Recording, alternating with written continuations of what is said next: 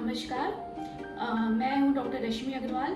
आज इस वीडियो में मैं आपको जानकारी देने जा रही हूं ओव्यूलेशन टेस्ट के बारे में। और ये टेस्ट आप घर पे खुद से कैसे कर सकते हैं, कैसे ओव्यूलेशन को प्रेडिक्ट कर सकते हैं, इसके बारे में मैं आपको बताने जा रही हूँ।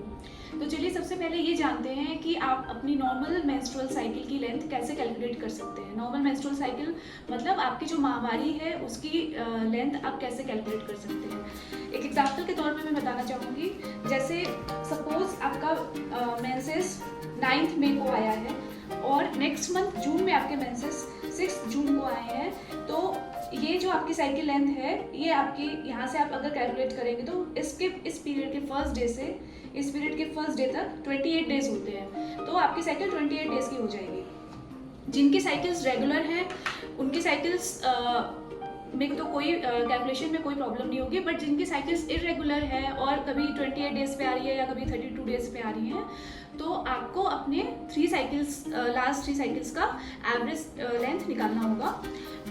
तो आप अपनी साइकिल लेंथ बता सकते हैं। और इसमें अब हम ये जानते हैं कि इस साइकिल में ओव्यूलेशन कब होता है। जो हमारी मेंस्ट्रुअल साइकिल होती है उसके दो फेसेस होते हैं, एक होता है फॉलिकुलर फेज, दूसरा होता है ल्यूटियल फेज। तो जो ल्यूटियल फेज होता है वो ओव्यूलेशन के बाद वाला फेज होता है, वो हर फीमेल में कांस्टेंट होता है 14 डेज का। और जो फर्स्ट हाफ होता है फॉलिकुलर फेज, जो ओव्यूलेशन के पहले वाला फेज होता है, वो वेरिएबल होता है।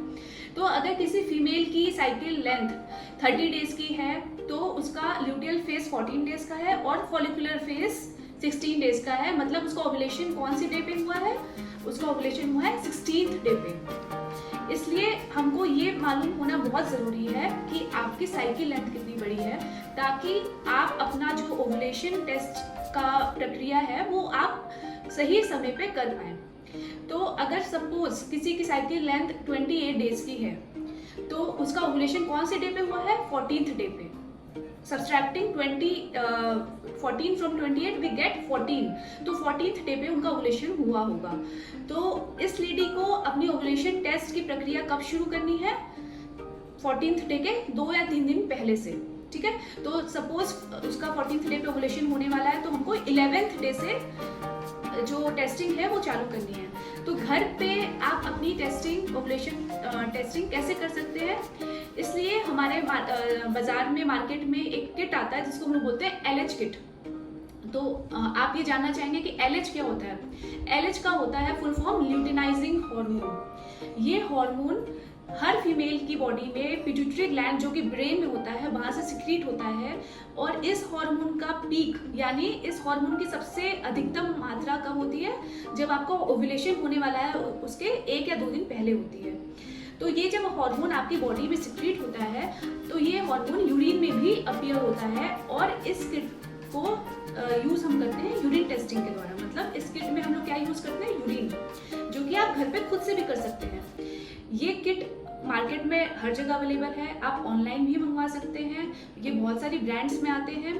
और इस किट में एक पैकेट में 5 किट्स होते हैं। 5 किट्स में से आपको एक किट ओपन करनी है। उस किट के अंदर होता है आपका किट प्लस ड्रॉपर। तो आपको कब से शुरू करना है, सपोज किसी की साइकिल लेंथ 28 डेज की है तो उनको 11th डे से ये टेस्टिंग शुरू करनी है। अब आप ये पूछेंगे कि ये टेस्टिंग आपको कब करनी है, क्या अर्ली मॉर्निंग सैंपल जरूरी है, नहीं। तो इसका आंसर है आप ये दिन में कभी भी टेस्टिंग कर सकते हैं। इसका जो पीक टाइम होता है इस हार्मोन का वो होता है 12 से 2 के बीच में, दोपहर के 12 से 2 के बीच में। तो आप ये कभी भी टेस्टिंग कर सकते हैं, 12 से 8 के बीच में आप कभी भी ये टेस्टिंग कर सकते हैं। आपको एक स्टेराइल कंटेनर में अपना यूरिन कलेक्ट करना है। यूरिन कलेक्ट करने के बाद आप वो पाउच जब ओपन करेंगे तो उसमें आपको एक ड्रॉपर मिलेगा और एक किट मिलेगा। तो उस किट में क्या होता है, वो होता है ऐसा रेक्टेंगुलर शेप का होता है, उसमें एक वेल होता है प्लस बीच में एक रेक्टेंगल बार होता है, उसमें एक C होता है और एक T होता है, ठीक है। तो आपको उस ड्रॉपर में से 2 to 3 ड्रॉप्स यूरिन इस वेल में डालना है और फिर आपको उसको 2 to 3 मिनट्स तक छोड़ना है। जब आप उसको छोड़ देंगे तब ये जो कि C में एक लाइन आती है, फिर आपको ये देखना है कि T में लाइन आ रही है कि नहीं। अगर T में लाइन नहीं आती है इसका मतलब कि आपके यूरिन में LH हार्मोन अभी अपीयर नहीं हुआ है। इसका इसका मतलब आपको नेक्स्ट डे ये टेस्ट फिर से रिपीट करना है। अगर आपके किट में सी और टी में, सी में पूरी लाइन है और टी में फेंटली लाइन है, फेंट है मतलब लाइटर देन टी, इसका मतलब कि LH अपीयर हो गया है बट उसकी quantity is not at its peak. मतलब ये आप टेस्ट फिर या तो उस दिन शाम को या तो अगले दिन फिर से रिपीट कर सकते हैं। अगर इस किट में सी और टी की लाइन दोनों सेम इंटेंसिटी की है, इसका मतलब आपके यूरिन में LH हार्मोन सफिशिएंट अमाउंट में आ चुका है और आपका ओवुलेशन नेक्स्ट 1 या 2 डे में होना निश्चित है। तो ये जो टाइम है ये आपके लिए कॉन्टैक्ट के लिए बहुत अच्छा है और इस समय आप प्रेगनेंसी के लिए ट्राई करेंगे तो आपका प्रेगनेंसी की चांसेस बहुत अच्छी होंगी, क्योंकि जो ओवुलेशन के बाद जो एग का टाइम होता है, फर्टिलाइजेबल टाइम होता है, वो सिर्फ 1 to 2 डेज होता है, उसके बाद वो एग मर जाते हैं। इसलिए आपको इसी टाइम में अपने हस्बैंड के साथ प्रेगनेंसी के लिए ट्राई करना है। तो आशा करती हूँ कि इस वीडियो से आपको जो जानकारी मिली है वो आपके लिए काफ़ी यूजफुल होगी। नमस्कार।